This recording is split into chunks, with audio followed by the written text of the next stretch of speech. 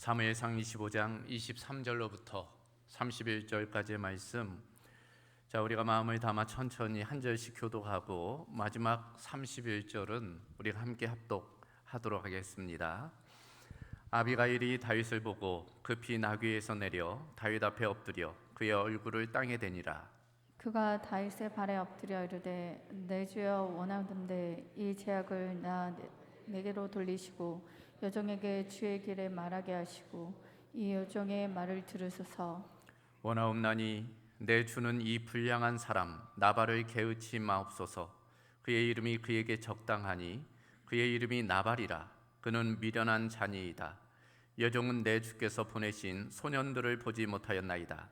내 주여 여호와께서 살아계심을 두고 맹세하노니 내 주도 살아계시거니와 내 주의 손으로 피를 흘려 친히 보복하시는 일을 여호와께서 막으셨으니 내 주의 원수들과 내 주를 해하려 하는 자들을 나발과 같이 되기를 원하나이다.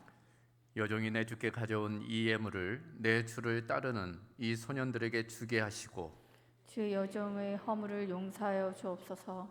여호와께서 반드시 내 주를 위하여 든든한 집을 세우리니 이는 내 주께서 여호와의 싸움을 싸우심이요 내 주의 일생에 내 주께서 악한 일을 찾을 수 없음이다. 사람이 일어나서 내 주를 쫓아 내 주의 생명을 찾을지라도 내 주의 생명은 내 주의 하나님 여호와와 함께 생명싸개 속에 쌓였을 것이요 내 주의 원수들의 생명은 물매로 던지듯 여호와께서 그것을 던지시리이다. 여호와께서 내 주에 대하여 하신 말씀대로 모든 선을 내 주에게 행하사 내 주를 이스라엘의 지도자에게 세우실 때에 내 주께서 무죄한 피를 흘리셨다든지 내 주께서 친히 보복하셨다든지 함으로 말미암아 슬퍼하실 것도 없고 내 주의 마음에 걸리는 것도 없으시리니 다만 여호와께서 내 주를 후대하실 때 원하건대 내 주의 여종을 생각하소서 하니라. 아멘. 10월을 맞아 5주간 다윗과 골리앗이라는 주제로 함께 말씀을 나누고 있습니다. 오늘은 네 번째 시간인데 첫 번째 시간 우리가 만났던 골리앗은 두려움이라는 골리앗이었어요. 두 번째 주는 질투라는 골리앗이었습니다. 저번 주는 어떤 골리앗이었습니까? 거역, 불순종이라는 골리앗이었죠. 오늘은 네 번째 시간인데 바로 분노라는 골리앗을 우리가 함께 살펴보게 됩니다. 이 분노가 문제예요. 이 분노를 가리켜 모든 감정 중에 가장 강력한 감정이라고 부릅니다. 분노에 사로잡히면 아무것도 안 보여요. 물불을 가리지 않습니다. 그래서 우리 주변에 일어나는 많은 사건, 사고 그 중심에는 이 분노가 자리 잡고 있습니다. 문제는 우리도 역시 매일 이 분노의 감정을 느낀다는 거예요. 크기와 밀도의 차이만 있을 뿐 누구나 크고 작은 분노의 감정이 마음 한켠에 자리 잡고 있습니다. 다윗은 어땠을까요? 다윗도 마찬가지입니다. 특별히 오늘 본문 25장을 보면 분노에 사로잡힌 다윗의 모습이 등장하고 있어요. 그러므로 다윗이 만난 네 번째 골리앗은 바로 분노인 것입니다. 다윗이 왜 이와 같이 분노에 사로잡히게 되었을까? 이를 알기 위해서는 25장 전체를 좀 우리가 살펴볼 필요가 있습니다. 우리가 이미 살펴보았듯 다윗은 사울 왕의 미움을 받아요. 쫓기는 신세가 되었습니다. 무려 10여 년 동안 광야에도 동굴에도 심지어는 블레셋에 망명하기도 합니다. 그러는 중에 다윗을 따르는 사람들이 있었어요. 25장에 보면은 무려 600명이나 되는 사람들, 그 사람들이 다윗을 쫓게 됩니다. 문제는 무엇이었을까요? 다윗 입장에는 그 600명을 먹여 살려야 되는 책임이 주어졌다는 거예요. 근데 이 25장에 와서는 다윗이 지금 광야에 있거든요. 광야 어디에서 음식을 구할 수 있겠습니까? 그런데 마침 근처에 나발이라는 사람이 있었던 거예요. 그 나발은 거부였습니다. 그래서 양과 염소가 수천 마리나 되고 많은 것들을 소유한 부자였어요. 그래서 다윗은 그 나발의 도움을 좀 받으려고 했던 것입니다. 문제는 이 나발이 참 심술궂고 속이 좁은 비열한 사람이었다는 거예요. 돈만 많았지 전혀 베풀 줄 모르는 인색한 사람이었어요. 더불어 그는 지혜롭지도 못했습니다. 오죽하면 이름이 나발이겠습니까? 이 나발이 무슨 뜻인가 하면은 미련한 자, 바보, 그런 뜻이에요. 아마도 그 부모가 뭐 이름을 그렇게 짓지는 않겠지요. 아들 이름을 바보라고 짓는 부모가 어디 있겠습니까? 아마도 다른 이름을 가졌지만 별명이 나발이었던 것 같아요. 미련한 놈. 그러니까 사람들 보기에도 돈만 있지 지혜롭지 못해서 뒤에서는 미련한 놈이라고 불렀던 것 같습니다. 그럼에도 불구하고 지금 다윗 입장에 도움을 청할 인물은 나발밖에 없는 거예요. 광야에서 양식을 구할 수 있는 유일한 대상이었기 때문입니다. 물론 다윗 지금 힘이 있어요. 뭐 따르는 600명의 사람도 있습니다. 그래서 약탈할 수도 있었어요. 당시만 해도 법보다 주먹이 앞서잖아요. 그럼에도 불구하고 그렇게 하지 않았습니다. 오히려 약탈자들로부터 그 나발의 가축대를 보호해 주었어요. 그리고 어느 날 그 나발에게 사람을 보내어서 이제 정당한 대우를 원하는 것입니다. 내가 이렇게 너희를 보호해 줬으니 너도 좀 우리에게 양식을 공급해 줘라. 그랬던 거죠. 근데 나발이 어떻게 반응을 합니까? 다윗에 대해서 전혀 도와줄 사가 없는 거예요. 그래서 11절을 보면 내가 어찌 내 떡과 물과 내 양털 깎는 자를 위하여 잡은 고기를 가져다가 어디서 왔는지도 알지 못하는 자들에게 주겠느냐. 나발의 이야기입니다. 쉽게 말하면 내가 어디서 불러먹다가 온 개뼈따기 같은 그런 놈을 위해서 양식을 축내겠느냐. 그런 식으로 지금 이야기를 하는 거예요. 심지어 10절에서는 또 이렇게도 이야기합니다. 다윗은 누구며 이새의 아들은 누구냐. 요즘에 각기 주인에게서 억지로 떠나는 종이 많도다. 이것도 쉽게 말하면 이런 식입니다. 다윗이라는 이름 나 듣도 보도 못했다. 듣보잡이라는 거예요. 다윗은 한마디로 듣보잡이라는 것입니다. 요새 들으니까 왕을 배신하고 배은망덕한 이제 사람들이 있다는데 나는 그런 놈들하고 아무런 관심이 없다. 이제 그런 식으로 치부를 하는 것입니다. 자, 그 말을 이제 다윗이 듣게 되었어요. 여러분 같으면 어떻겠습니까? 여러분이 그런 말 들었다면 당연히 화가 났겠지요. 다윗도 마찬가지입니다. 뿔따구가 난 거예요. 화가 머리 끝까지 치밀어 오른 거예요. 그래서 부하들에게 명령합니다. 칼을 차라는 거예요. 600명의 부하들이 있었는데 무려 3분의 2, 400명. 그래서 400명을 이끌고 그 나발을 응징하려고 그 집을 나서는 것입니다. 이때 모든 사람이 들을 정도로 다윗은 이렇게 선포를 해요. 22절입니다.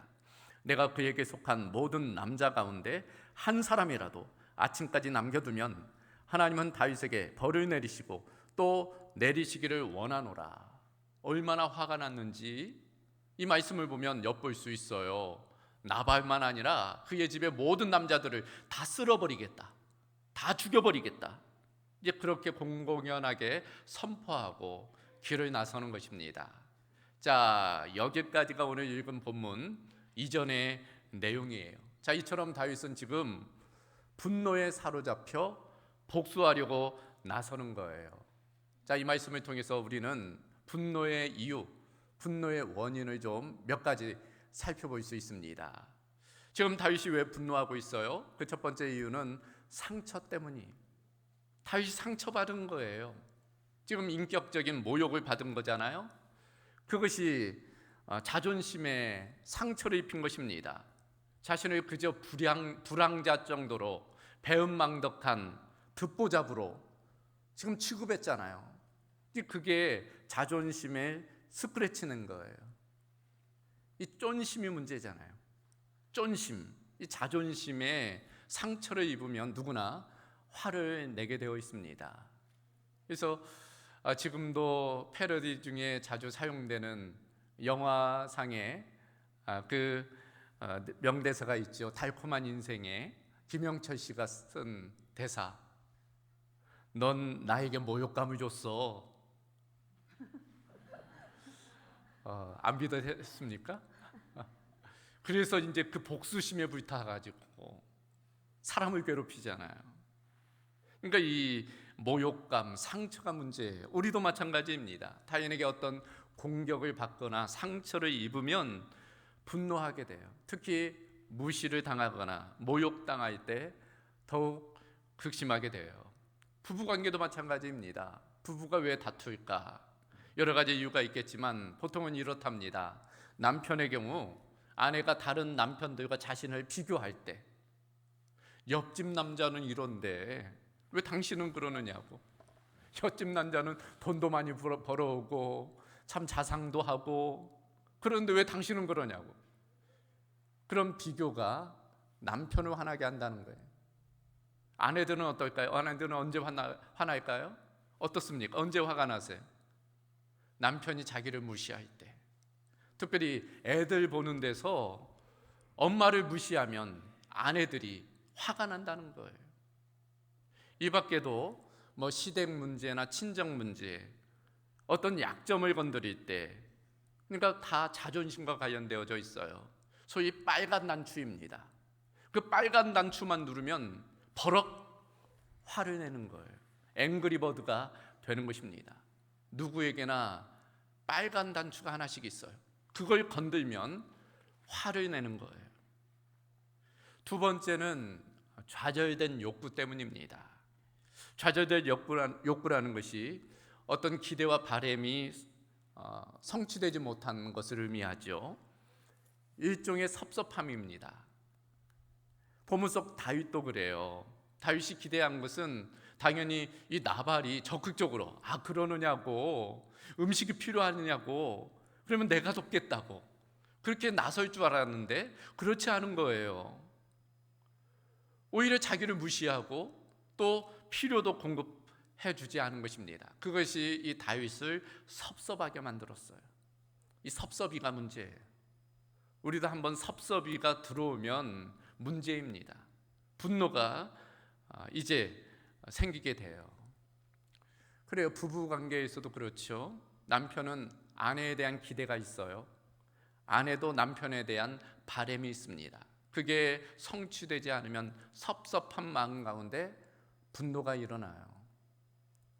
부모와 자녀 관계도 마찬가지입니다. 부모는 자녀에 대한 기대가 있고 자녀는 부모에 대한 기대가 있어요. 상사는 부하 직원에 대한 기대가 있고 부하 직원은 상사에 대한 기대가 있습니다. 목사도 성도에 대한 기대가 있어요. 반면 성도들도 목사에 대한 기대가 있어요. 그런데 그 기대가 충족되지 않으면 좌절된 욕구 때문에 화가 나는 거예요. 다윗도 지금 마찬가지입니다. 양식이 생각대로 오지 않자 섭섭한 마음에 화가 난 거예요. 자, 세 번째는 왜 분노가 생기는 것일까? 교만 때문입니다. 사실 근원적으로 들어가 보면 그 분노의 기전은 교만이 자리 잡고 있어요. 오늘 22절을 보면 내가 그에게 속한 모든 남자 가운데 한 사람이라도 아침까지 남겨두면 하나님은 다윗에게 벌을 내리시고 또 내리시기를 원하노라. 마치 자신이 하나님인 양, 하나님이 그렇게 판단하신 양 이야기하는 거예요. 자기가 하나님의 위치, 하나님의 자리에 앉아 있는 것입니다. 그러니까 이 교만의 문제예요. 다윗이 보기에 지금 선을 넘었다고 보는 거예요. 자기 선을 넘었다고 보는 것입니다. 그래서 이런 교만이 분노의 원인이 되는 경우가 많습니다. 우리도 마찬가지예요. 삶이 내 뜻대로 되어지지 않는다면 그러면 화가 나는 경우가 있어요. 질병이 찾아오거나 사업이 내 뜻대로 풀어지지 않으면 화가 나는 거예요. 더 근원적으로 보면 하나님에 대한 분노입니다. 아니 왜 내 뜻대로 안 됩니까? 왜 내 계획대로 안 됩니까? 왜 나에게 질병이 찾아오는 겁니까?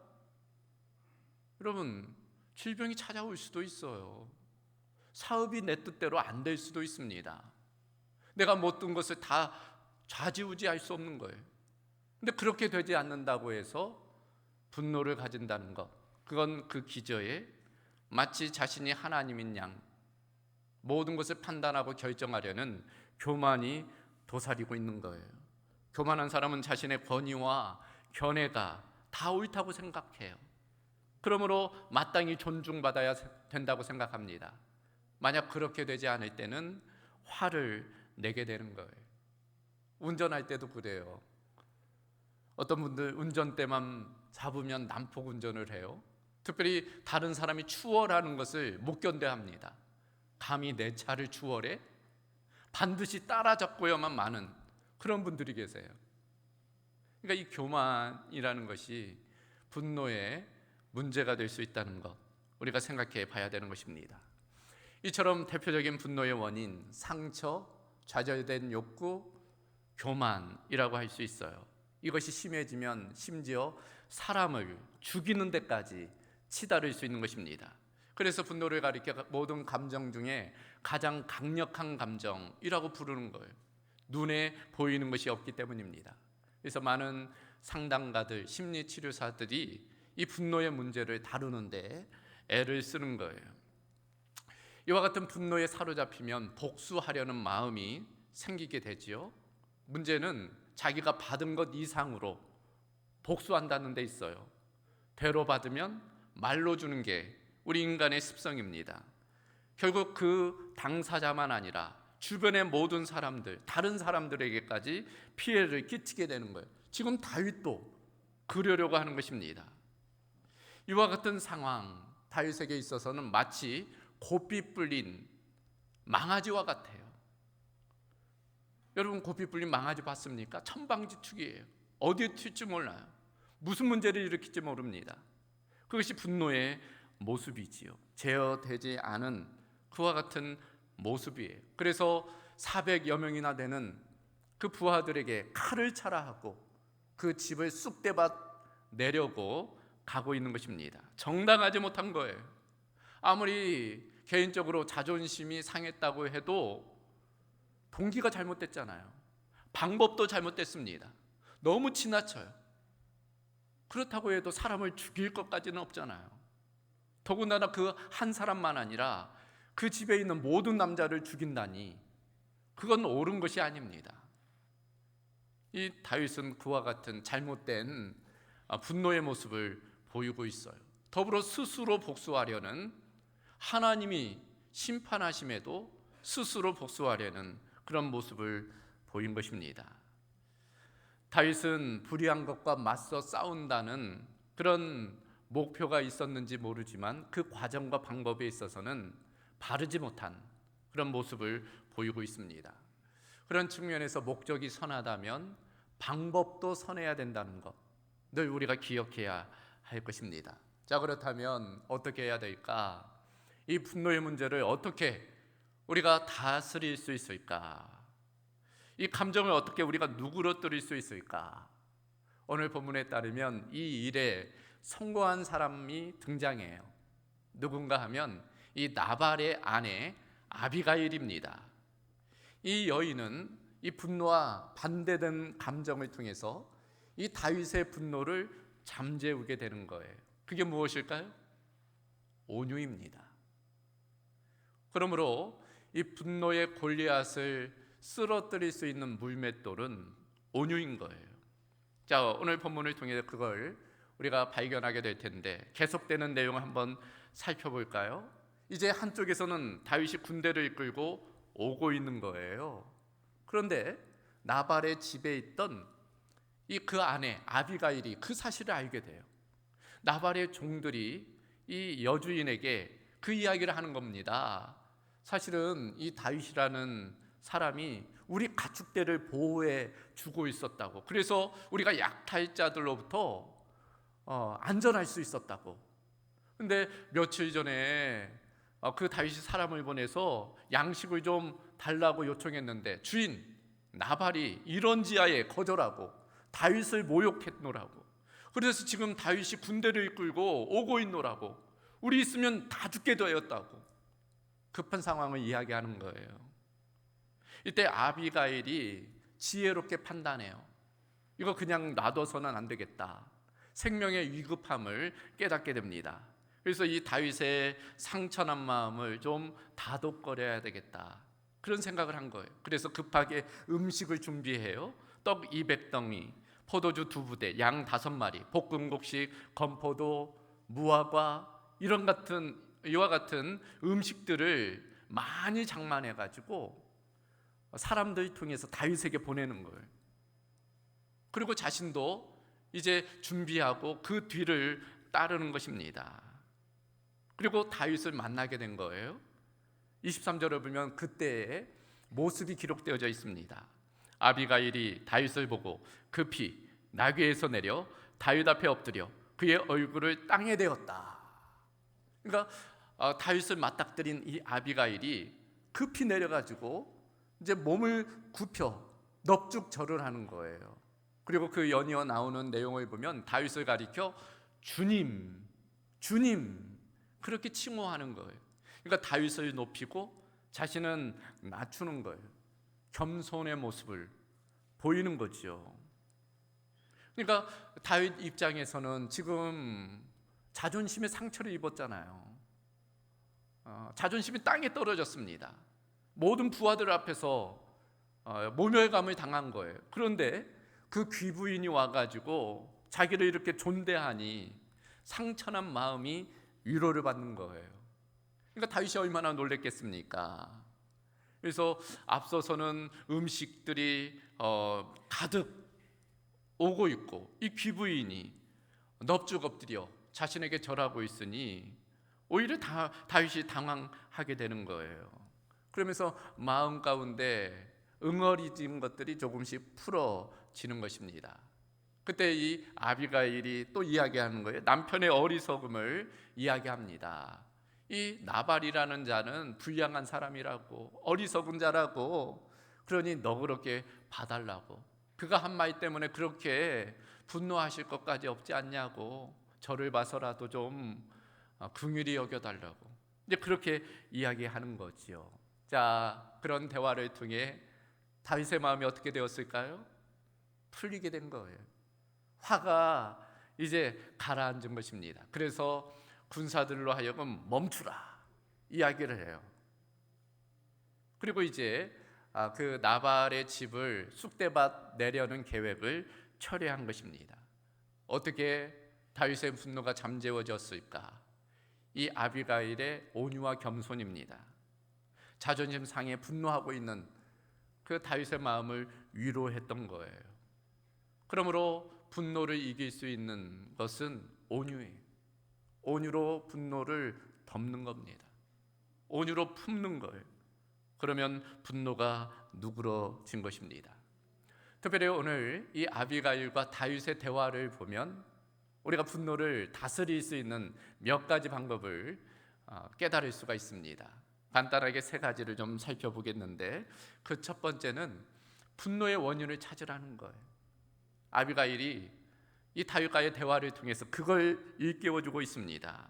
그 분노의 동기가 무엇인지, 분노의 원인이 무엇인지, 누가 나를 분노케 했는지 그걸 한번 살펴보라는 것입니다. 다윗에게 그렇게 조언하는 거예요. 한번 당신의 모욕의 출처가 누구인지를 한번 보라는 거예요. 나발이지 않느냐? 나발이 누구인가? 다윗도 잘 알고 있지 않느냐? 그는 어리석은 사람이다. 모두가 그의 미련함을 다 알고 있지 않느냐? 오죽하면 그 이름이 나발이겠느냐? 미련한 자라고 불리겠느냐? 그런데 그런 사람이 한 말 때문에 그렇게 자존심 상해할 필요가 없지 않느냐? 한 귀로 듣고 한 귀로 흘러버려라. 존경받는 인물도 아니고 영향력 있는 인물도 아니고 그런 사람이 한 말 가지고 왜 그렇게 상처 입을 필요가 있겠느냐? 그렇게 이야기하는 거예요. 그러니까 분노의 원인, 분노의 대상을 한번 살펴보라는 것입니다. 이 말을 듣고 다윗이 해방감을 느끼게 돼요. 정말 그렇구나. 그 나발이라는 아무도 인정해주지 않는 그 사람 말 때문에 내가 굳이 이렇게 화낼 필요가 없지 않겠느냐 깨닫게 된 거예요. 우리도 마찬가지입니다. 우리를 화나게 하는, 우리를 분노하게 하는 그 대상이 누구인지를 한번 돌아볼 필요가 있어요. 대부분은 존경받을 만한 사람이 아니에요. 인정받는 사람이 아닙니다. 존경받고 인정받는 사람이 사람을 분노하게 할 이유도 없잖아요. 그러니까 대부분은 그렇지 못한 사람이. 그러므로 그런 사람들 말 때문에 내가 상처 입을 필요가 없다는 거예요. 그래, 우리가 상처 줄 필요도 없지만 상처 받지도 말아야 돼요. 맷집을 키워야 됩니다. 이 말 저 말 모든 말에 다 상처 입을 필요가 없어요. 정당한 말에 대해서만 우리가 자신의 마음을 좀 다잡아야 되는 것입니다. 분노의 원인을 한번 살펴보라는 것입니다. 두 번째는 하나님께 맡기라는 거예요. 복수조차도 하나님께 맡기라는 것입니다. 아비가일의 이야기가 바로 그거죠. 하나님께서 알아서 하신다는 거예요. 때가 되면 하나님께서 그 문제를 다루신다는 것입니다. 다윗이 지금 자기 손으로 원수 갚으려고 하고 있잖아요. 그건 무모한 일이고 효과도 없는 일이라는 거예요. 결국 하나님의 영역을 침범하는 일이라는 것입니다. 하나님께서 분명히 원수 갚는 것은 자신의 소관이라고 이야기하셨는데, 스스로 원수를 갚는 것은 스스로 하나님이 되고자 하는 교만인 것을 일깨워 주는 거예요. 그걸 통해서 다윗으로 하여금 그 분노로부터 해방하도록 한 것입니다. 우리도 마찬가지예요. 어떤 억울한 일을 당하면, 어떤 중상모략을 당하면 우리 마음 가운데 분노가 생기게 되죠. 그걸 되갚아주고자 하는 마음이 들 때가 있어요. 때로는 그걸 변호하고 싶은 마음이 있습니다. 물론 어떤 일들에 대해서는 우리가 적극적으로 변화하고 이해시킬 필요가 있어요. 사람들을 설득시킬 필요가 있습니다. 그러나 대부분의 경우 경험적으로 그렇게 한다고 해서 해소되지 않아요.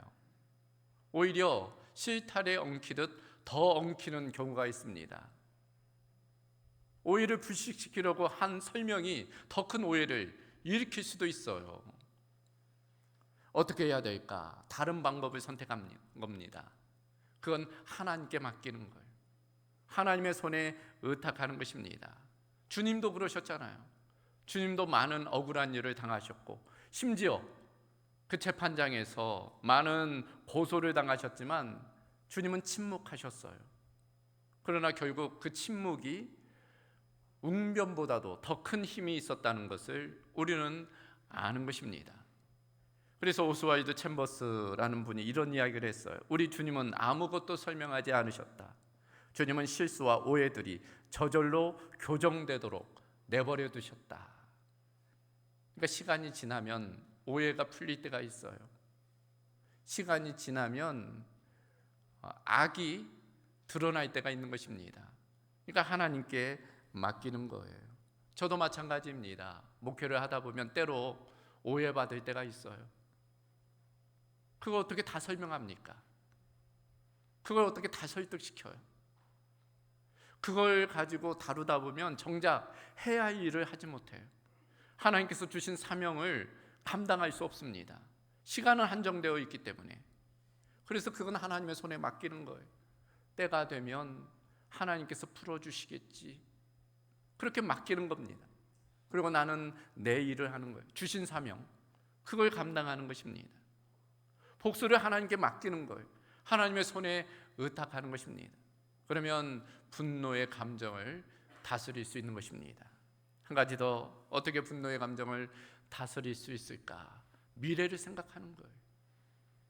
지금 당장 억울한 그것만 생각하지 말고 더 나중 미래를 생각하는 것입니다. 다윗이 분노가 치솟자 근시한 적이 되었어요. 미래를 보지 못하게 되었습니다. 그걸 아비가일이 일깨워주는 거예요. 다윗이요, 당신이 누굽니까? 당신은 장차 이 나라의 왕이 될 사람입니다. 왕이 될 사람이 이 사사로운 것 때문에 사람을 죽이거나 한다면 그것이 나중에라도 발목 잡지 않겠습니까? 왕에게 그것이 오점으로 남지 않겠습니까?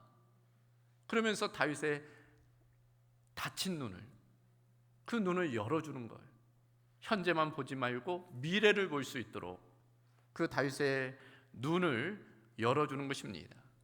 우리도 마찬가지예요. 분노의 감정에 사로잡히면 지금 내 감정에만 빠지게 돼요. 미래를 보지 못해요. 그러면 폭력이나 어떤 잘못된 방법들이 나타나게 됩니다.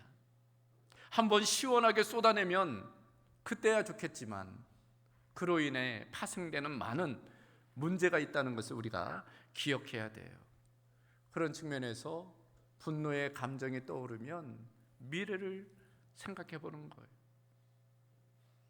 그런 측면에서 우리가 분노가 치밀어 올 때 만사를 내 손으로 해결하려는 그 유혹을 이겨내야 됩니다. 하나님이 우리를 위해 계획하신 그 인생의 큰 그림을 바라봐야 돼요.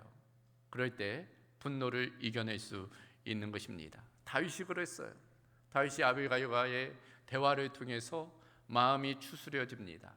처음에는 걷잡을 수 없는 그 마음의 감정, 마치 고피 뿔린 야생마처럼 들떴던 그 마음의 감정을 잡은 거예요. 고삐를 잡은 것입니다. 그래서 이제는 길들여진 말과 같이 변화된 거예요.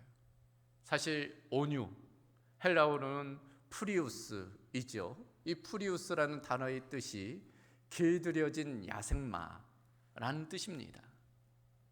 그러니까 이 다윗도 이제는 그 분노의 감정을 다스리게 되었다는 것입니다.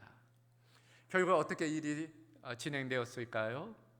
이제 아비가일이 다윗을 만나고 집으로 돌아가지요. 나발은 그것도 모르고 큰 자치를 벌입니다. 포도주에 이제 취해서 있게 돼요. 그 다음날 아비가일이 나발에게 이야기하는 거예요. 어제 무슨 일이 있었는지 당신 아느냐고. 당신 죽을 뻔했다고. 다윗이 군대를 이끌고 칼을 들고 왔다고. 내가 막지 않았으면 당신은 오늘 살아남지 못했으리라고. 자, 그 이야기를 듣고 나발이 낙담하여 몸이 돌과 같이 되었다. 성경은 기록하고 있어요.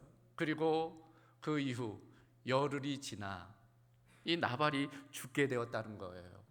하나님께서 이 나발을 치신 것입니다. 그러니까 말씀대로 원수 갚는 것이 하나님께 있는 거예요.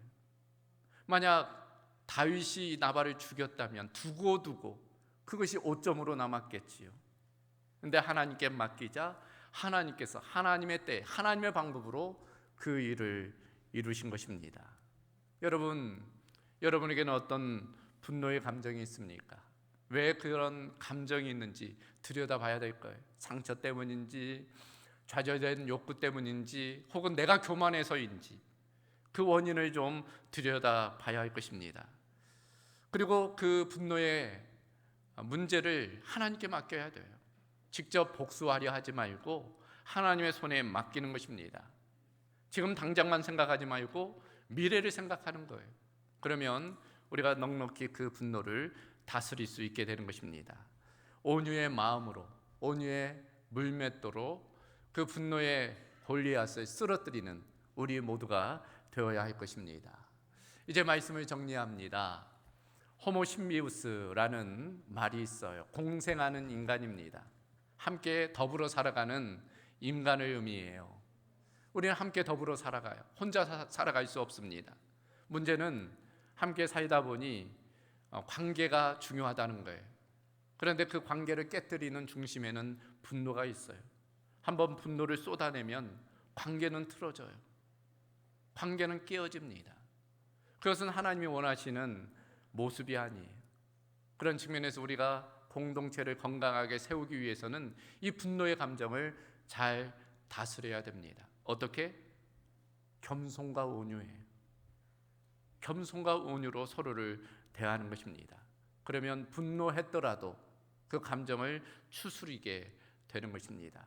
우리 공동체 안에 그런 온유의 능력이 있기를, 그래서 건강한 공동체, 가정과 교회, 지역사회를 이루어가는 우리 모두가 될 수 있기를 주님의 이름으로 소망합니다. 자, 이 시간 우리가 말씀을 기억하며 함께 기도로 나아가도록 하겠습니다.